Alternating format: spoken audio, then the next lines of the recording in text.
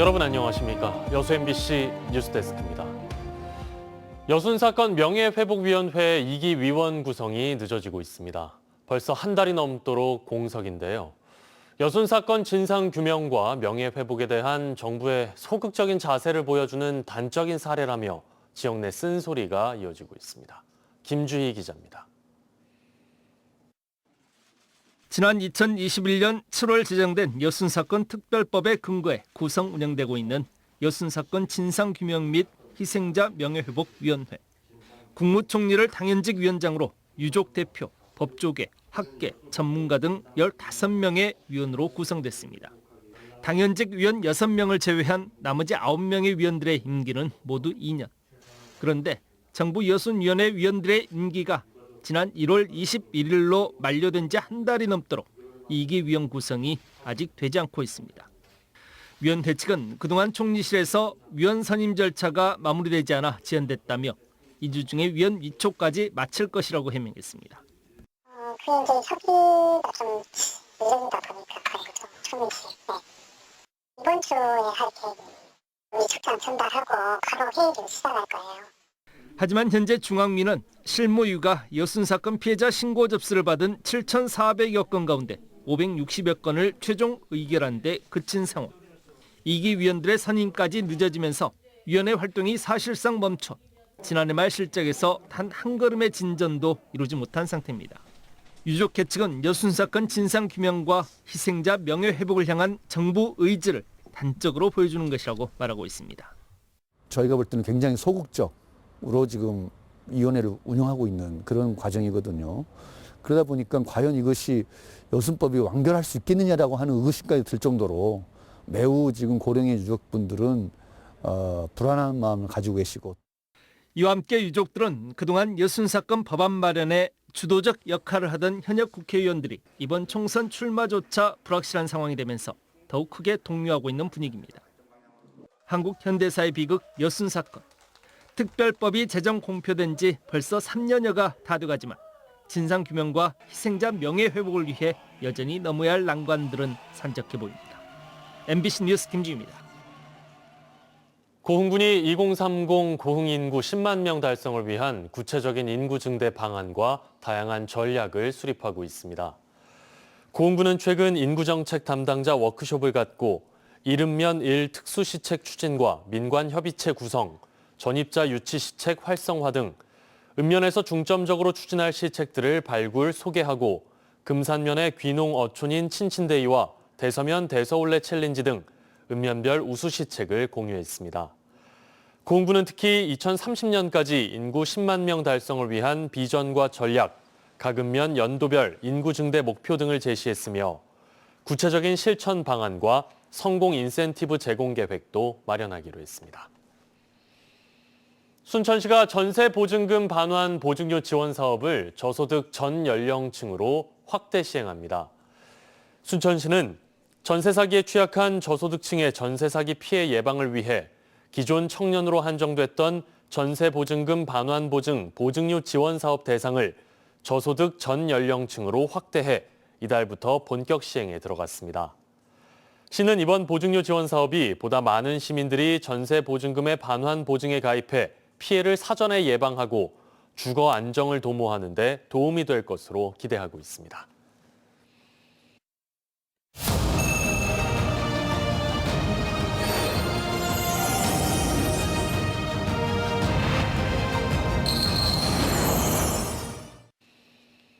더불어민주당의 전남 지역 경선 대진표가 확정됐지만 지역 정치권은 여전히 요동치고 있습니다.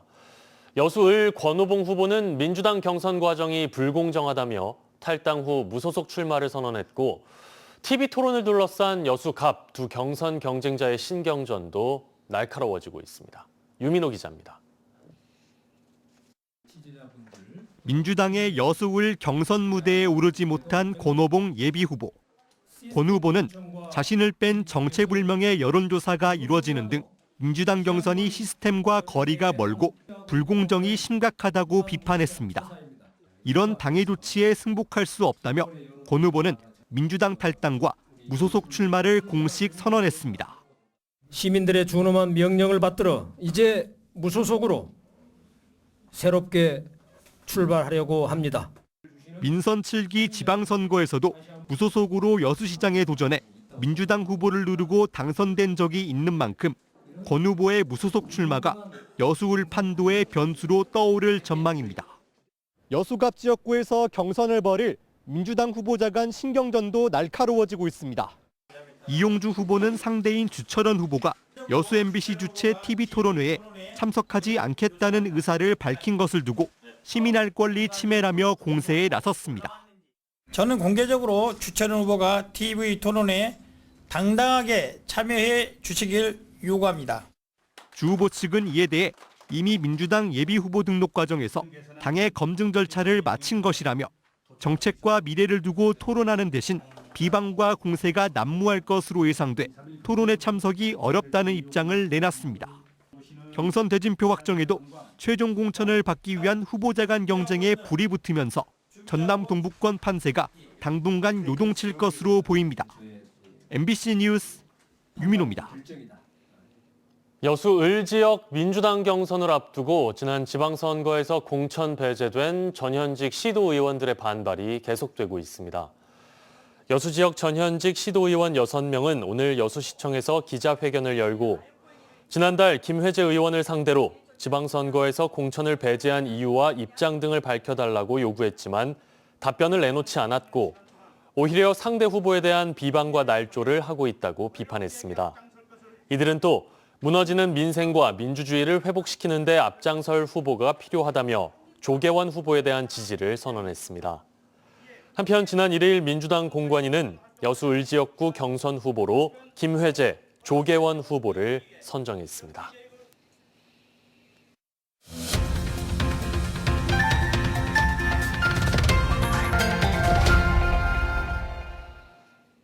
전남 동부 지역에서 가장 먼저 민주당 경선 대진표가 나온 고흥, 보성, 장흥, 강진에서는 김승남, 문금주 두 후보가 공천권을 두고 치열한 공방을 벌이고 있습니다.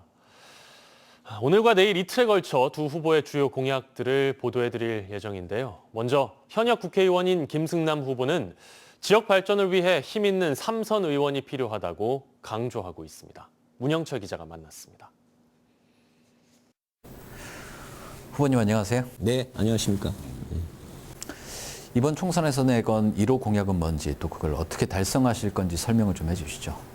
네, 저 1호 공약은 그동안의 농업의 소득의 근간이 되고 있는 쌀값을 23만 원 시대를 열고자 하는 것이 제 1호 공약이라 할 수 있겠습니다. 그동안에 정부가 이렇게 간헐적으로 추진해 왔던 논타작물 재배라든가 또 전략작물 직불제 이런 것들이 제도화돼서 지속적인 쌀 생산 조정제가 정처가 될 수 있도록 하고 그다음에 목표 가격 차액 지원 제도 이런 것들을 도입을 해서 쌀값이 정상화될 수 있도록 하는데 22대 국회에서 최선의 노력을 다하겠다 이런 말씀 드리겠습니다. 잘 아시겠지만 고흥 같은 경우는 고령화 또 인구 감소 문제가 심각한데 어떤 해법 갖고 계십니까? 지금 농어촌의 이 시장 경제가 죽어 있습니다. 그래서 이 농어촌 시장 경제를 활성화시키고 이걸 통해서 소득이 창출되고 그럼으로써 인구 감소를 막아낼 수 있다고 생각을 합니다. 그렇기 때문에 백종원식 전통 살리기 프로젝트 이런 것들을 우리 지역이나 각지에 할 수 있도록 이 지역 상권 활성화법 이것을 제정을 해서 지역 경제가 이렇게 다시 일어날 수 있도록 하는 프로젝트를 구상을 하고 있고 더 나아가서 농촌 유학제도의 정착화 또 의대라든가 로스쿨을 정원을 선발할 때 농어촌의 중고 출신들을 의무적으로 선발하는 이런 것들을 제도화하겠다 이런 말씀을 드리겠습니다. 지역민들 중에는 농업과 수산업에 종사하시는 분들이 많잖아요. 그러면 이들에 대한 소득 증대 방안 어떤 걸 좀 갖고 계세요? 저는 농사도 짓고 그다음에 태양광 발전도 할 수 있는 영농형 태양광법을 이미 발의를 해놓은 상태입니다. 이것이 22대 국회에서 반드시 통과가 돼서 공공형 전기 발전을 통해서 그 소득이 지역 농민들에게 돌아갈 수 있도록 하는 햇빛연금 제도가 반드시 이 제도가 정착돼야 된다 이렇게 생각을 하고 있고요. 또 이 한국형 블루카본법 이것을 제정을 해서 이 어촌에 이 갯벌을 보호하고 있는 어민들한테 소득이 보존될 수 있도록 하는 것이 22대 국회에서 제가 할 일이다 이렇게 생각을 하고 있습니다. 공의 신성장 동력은 또 우주항공 산업인데 뭐 어떻게 육성해 나가실 계획입니까? 지금 우리 고흥 나라도 우주센터 인근에 정부가 발사체, 우주 발사체 클러스터화를 지정을 해놓고 있는 상태입니다.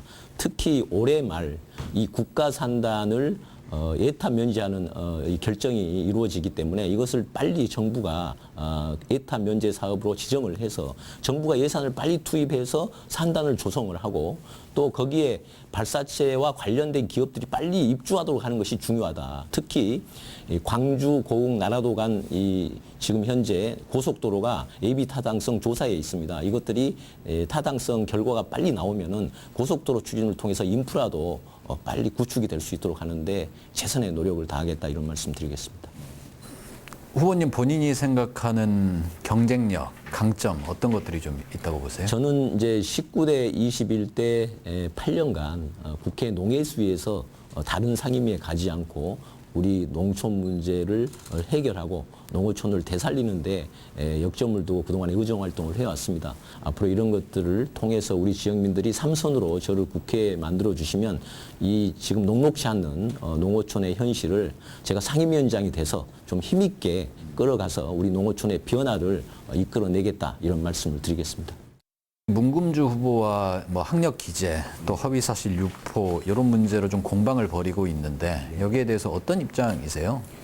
그렇습니다. 저는 뭐 학력 기재 문제는 여러 가지 사실적으로 나타나는 것이 우리 이 지역민들이나 그 다음에 도민들이 보기에 정확한 기재를 하지 않았다. 저는 이렇게 생각을 합니다. 이것은 나중에 어떤 이 선거관리위원회라든가 법정에서 아마 시비를 가질 수 있다고 생각을 하고요. 그것은 우리 유권자들이 판단해 주실 거라고 믿습니다. 네, 오늘 말씀 고맙습니다, 후보님. 네, 고맙습니다. 다음 뉴스입니다. 광양시 의회 의원들의 의정 활동비가 현행 월 110만 원에서 150만 원으로 인상됩니다. 광양시는 최근 의정비 심의위원회를 열고 주민 여론조사 결과와 인접 시군의 사례, 재정 자립도 등을 반영해 이같이 결정했고 의정 자료 수집 연구비가 90에서 120만 원으로 보조 활동비가 20에서 30만 원으로 각각 인상됐습니다.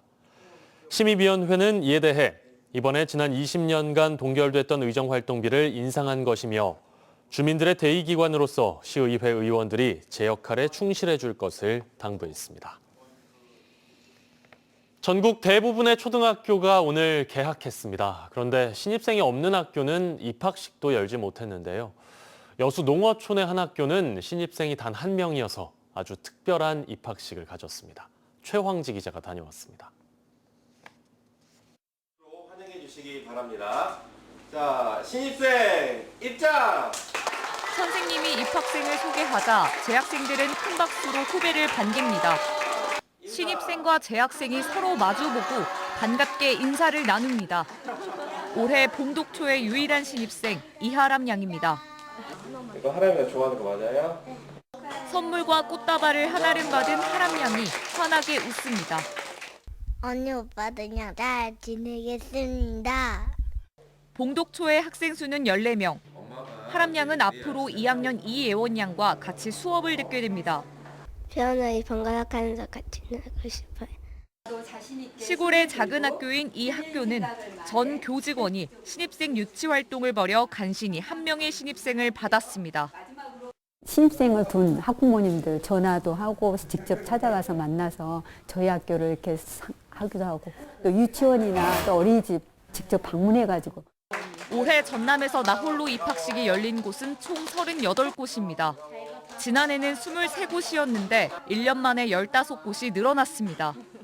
그나마 한 명이라도 신입생이 있으면 입학식이 열리지만 인근의 다른 학교는 나홀로 입학식조차 여의치 않습니다.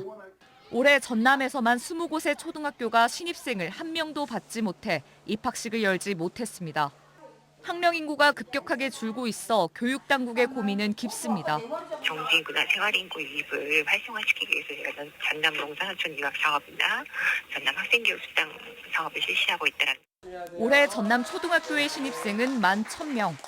한 해 평균 1,000명 이상 신입생이 줄고 있어 내년에는 10,000명 선을 유지하기도 힘들 것이란 우려가 나오고 있습니다. MBC 뉴스 최왕지입니다. 광주와 전남 지역 대학교 6곳이 신입생 정원을 충원하지 못했습니다. 종로학원에 따르면 지난달 29일 기준 전남 지역 대학교 2곳과 광주대학 4곳이 정원을 채우지 못했고 학교당 평균 미충원 인원은 전남이 153.5명으로 가장 많았습니다. 전국의 신입생 미충원 규모는 51개 대학 2,008명으로 이 가운데 지방대가 43곳, 전체의 84%를 차지했습니다.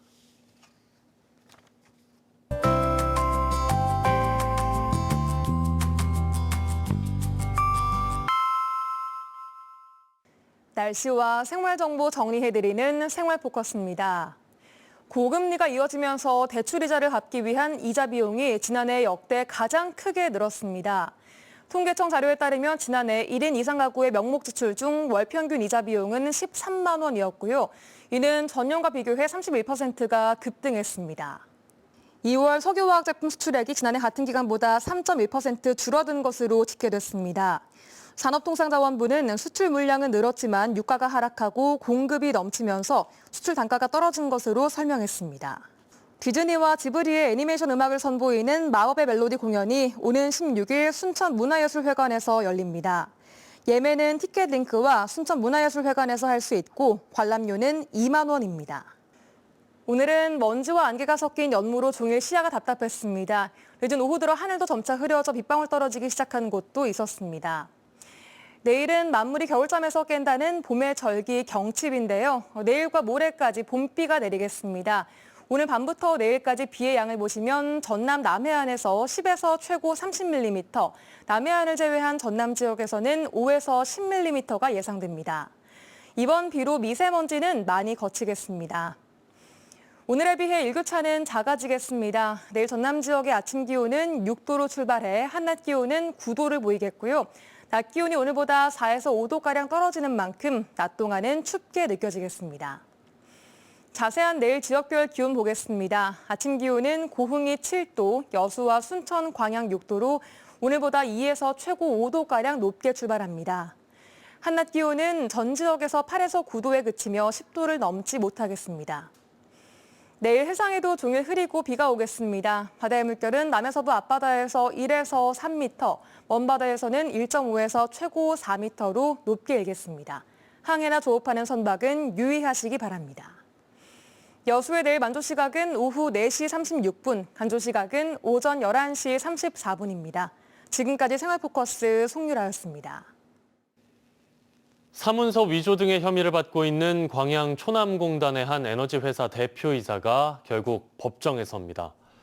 광주지검 순천지청은 피해 주주로부터 사문서 위조와 위조 사문서 행사, 업무상 횡령 등의 혐의로 검찰에 넘겨진 대표이사에 대해 불구속 상태로 정식 재판을 청구했습니다. 폐플라스틱에서 재사용이 가능한 기름을 만들어내는 회사의 대표이사인 김모 씨는 임시주주총회 의사록과 차용증 등 문서를 허위로 만들고 공금을 사적 용도로 사용하는 등 그런 혐의가 여수 MBC 보도를 통해 드러난 바 있습니다. 고흥군이 오는 6일부터 사흘 동안 부산 백스코에서 열리는 2024 드론쇼 코리아에 참가해 고흥 드론 특별 홍보 전시관을 운영합니다. 고흥군은 이번 행사에서 전국 최대 규모의 비행 시험 공역 등 우수한 인프라를 기반으로 드론 UAM 실증에서 상용화까지 진행될 국내 최고의 드론 중심 도시라는 점을 강조하고 4월부터 열릴 녹동항 드론쇼와 9월 개최 예정인 제2회 고흥 드론 UAM 엑스포 등을 적극 홍보할 계획입니다. 이번 행사는 국내외 190여 개 업체가 참가하는 아시아 최대 규모의 드론 전문 전시회로 드론과 UAM 산업 관계자는 물론 많은 관람객들이 방문하는 드론 관련 비즈니스 최적의 장이 될 것으로 기대됩니다. 광양 섬진강 자전거길이 한국관광공사가 추천하는 3월에 가볼 만한 곳 봄날의 자전거 여행에 선정됐습니다.